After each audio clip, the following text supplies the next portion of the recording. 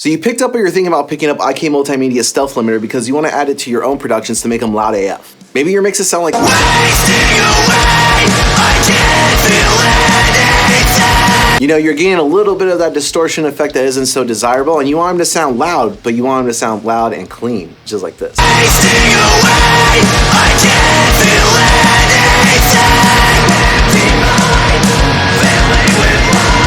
By the end of this video, you'll know how to use Stealth Limiter in your own productions, but before we get started, in the comments below, let me know some of your struggles that you have when using limiters in your own productions. And now, let's get into it. Alright, so now we're on Pro Tools, and we're checking out Stealth Limiter in this mix that I have. Right away, the IK Multimedia T-Rack Stealth Limiter passes the vibe check when it comes to how the interface looks. It's clean, it's simple, there's not all these little pages and sub-menus, and as cool as that stuff is, sometimes you just want something that's simple, you can dial in, and this guy does it. Now, one thing we absolutely love about this plugin is it passes the one-click test. What that means is that everything is literally one click away from you changing a parameter. So from going left to right, let's go over the parameters. Now in Pro Tools, I can go up here and I can do factory default, but some DAWs aren't that fast. So you can just hit a reset right here and all the parameters will go to default 0, whatever the plugin comes issued with. You have your left and your right controls. You have your input and your output ceiling. Input is how much signal you're pushing into the limiter, and the output ceiling is ensuring your audio doesn't go over what set parameters. Usually you're going to want to stay between -0.1 and -0.2, which is pretty standard. Next, we have our control panels. We're going to start with the main. First, we have is bypass, and bypass is going to turn the processing on and off for you to hear. Next up is another feature that I absolutely love when it's included in a mastering plugin, and that's a Unity gain monitor. All that means is that sometimes when we're using a limiter, not all plugins have this, so when we're making things louder, we think they're better when in reality, we could be just distorting, especially if our ears aren't developed and we can't hear that stuff, and or we're just tricked and louder is better, and then before you know it, your mix is in a dumpster fire. So let's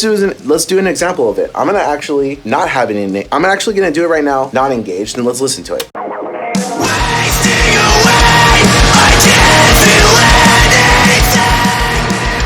Awesome. So as I was playing that, we hear it get louder and we might, think, oh, this sounds better, especially if our ears aren't really trained and we've all gone through that journey. With Unity gain monitoring, let's do the same thing again.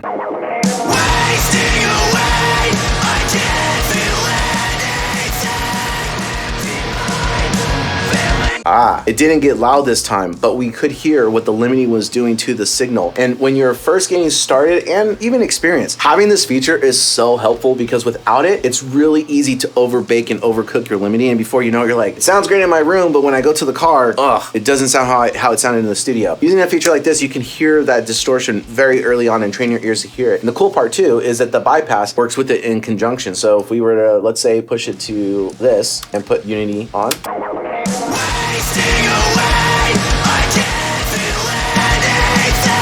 So that's a feature I absolutely love about this plugin. Next up is the infrasonic filter. This is just a really, really fancy filter that takes really, really subsonic low-end frequencies at about 22 hertz and just rolls them off so those signals are not affecting your limiting. Comes on by default, just leave it there unless you have some super awesome reason to take it off. You're gonna be fine with it on. Now we have the mode control, and the first one is the tight, which is the most transparent algorithm that this limiter offers. Next up is balanced, and balanced is gonna have a little bit more compression and character. Not a lot, but it's just gonna act a little bit differently. Next up we have harmonics 1, which is gonna be more of your tube style limiting. It's gonna have a little bit more character in the low end and the mids. And then harmonics 2, which is your solid state, is gonna sound a little crunchier and punchier. Now, one thing to note within this plugin is changing the input does not change how much of the harmonic sound you get from harmonics 1 and harmonics 2. That's actually pre-limiter stage, meaning if you wanna change how much of the effect, you're gonna wanna put a trim plugin before the limiter. Now, one thing to note when using harmonics 1 and 2 within Stealth Limiter, the input does not change how much of the effect of that algorithm is changing the sound. That is all pre-Stealth Limiter, meaning there's already a fixed threshold on the input stage. So if you want to change how much or how little of that effect you're getting from both those harmonic algorithms or modes, you're gonna want a trim plugin or a volume or a gain plugin before Stealth Limiter, so you can either decrease or increase how much audio is hitting Stealth Limiter so that you get a different character based on how much of the signal you want to be affected. And then at that stage, all the input is doing is taking that whole signal and then increasing how much it's going into the threshold. So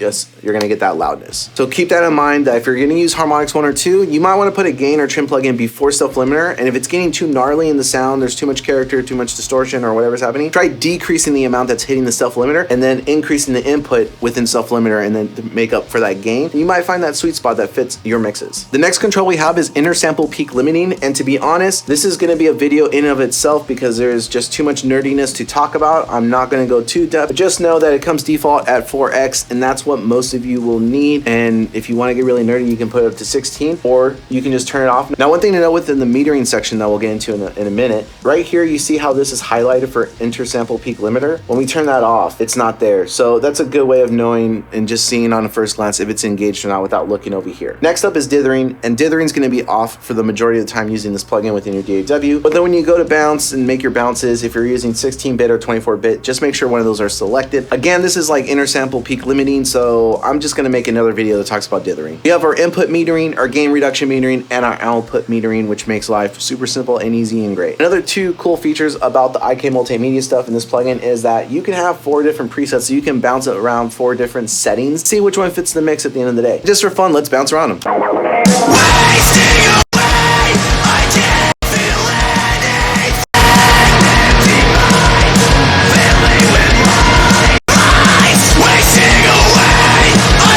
That's a really handy feature, especially if you don't know exactly where you want to go with the mastering. You want to start playing with different ideas and then bounce around and see what works. And to be honest, the 4 preset option should be a standard thing with all plugins nowadays. I don't know why most plugin companies don't do it. It doesn't cost them any more to program it in there, but I'm not a programmer. Maybe someone in the comment section can chew my head off for that remark. And another feature that should be standard in all plugins is the resize capability of this plugin. It is absolutely amazing and great. You can change it to fit your size. If you've gotten this far and enjoyed the video, can you do me a favor and boop that like button below for the almighty YouTube algorithm? I'd greatly appreciate it. And with that said, let's get into dialing in stealth limiter within a production. I've already gone and reset stealth limiter, and the first thing I'm going to do is I'm going to hit the unity gain, because I want to make sure whatever I do is not going to affect how I'm hearing by the loudness. I'm not going to be tricked, and we're going to use the default setting for now.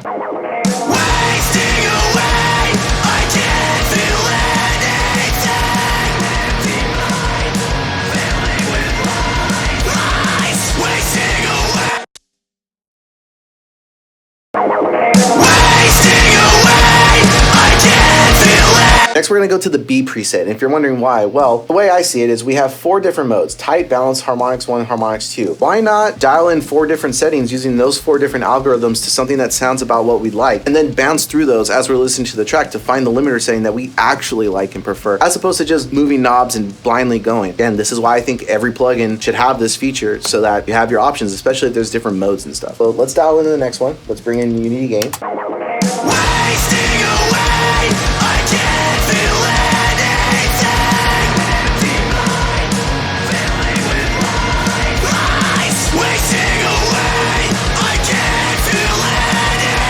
So what I'm listening for when I'm dialing in these settings is I'm listening to the point where I hear the input signal starting to distort a little bit and get a little too gnarly, and then I'm backing it off and pushing it back to see if it's something the snare's setting up. I like it about here. Now let's listen to it without the unity gain.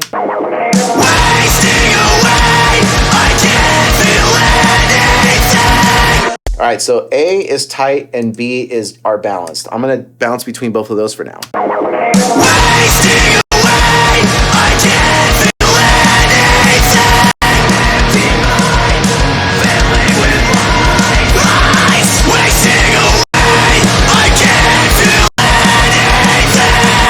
So the balance in this particular mix has a little bit more mid-range push, whereas the A, the tight, the regular, is a little bit more open and transparent, but it's not really adding any character because it's not supposed to, it's more transparent. But B is definitely doing something. Now let's go to C and check that one out. Well, let's go to harmonics 1. Let's put on that unity gain and do the same thing.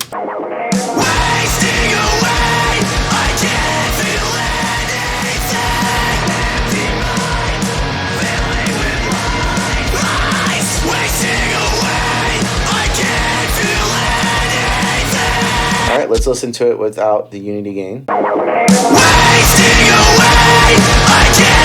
Now, earlier I mentioned how harmonics 1 and 2, that the effect is pre-stealth limiter. So let's mess with the input too and just see what happens when we do that. Go back to unity gain so we're not tricked. Let's just start moving this guy up and down.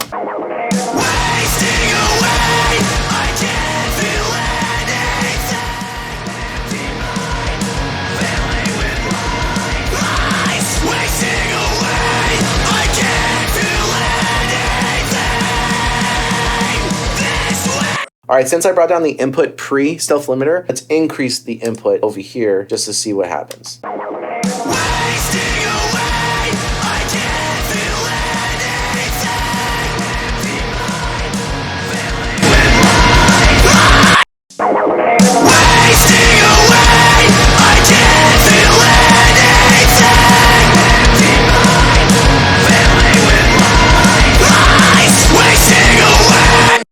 So where my gain staging was at prior, it sounded cool. So I'm gonna move that back there.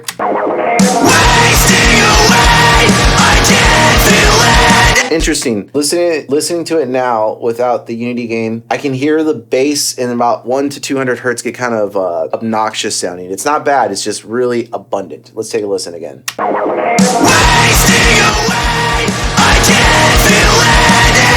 Let's bounce between tight, balance, and harmonics 1 for now.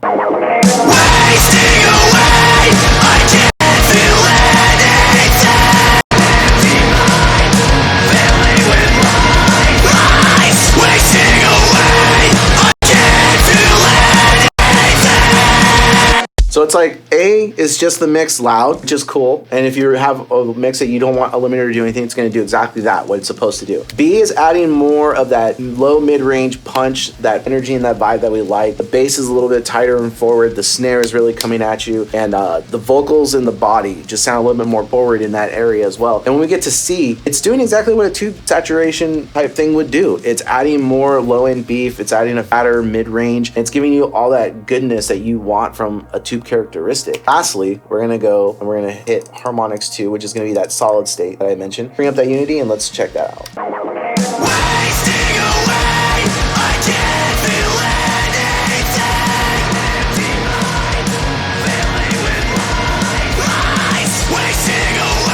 All right, remember, harmonics 2 is a solid state, so we're gonna get a little bit more crunch. And as I was dialing in, it was doing something to the top end I wasn't really liking, so I dialed it a little bit back. And let's take off the unity gain.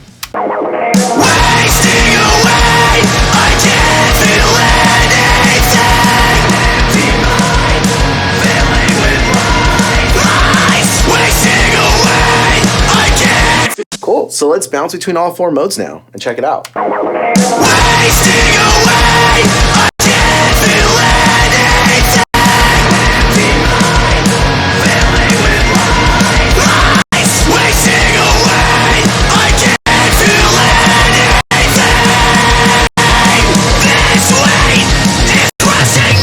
It was really interesting hearing all 4 modes back to back to back. And I'm kind of curious, what do you guys think was the mode you would go with in your own production between tight, balance, harmonics 1 or harmonics 2? Let me know in the comments. For me, transparent, the tight, that one was my default. I always use that one. But on this particular shootout, harmonics 1 on C, I'm leaning that way. I really was enjoying what it was doing to the low end and the mid range. If you enjoyed this video, you'll enjoy the other videos in this series on clippers and limiters. So be sure to click on that playlist and I'll see you in the next video.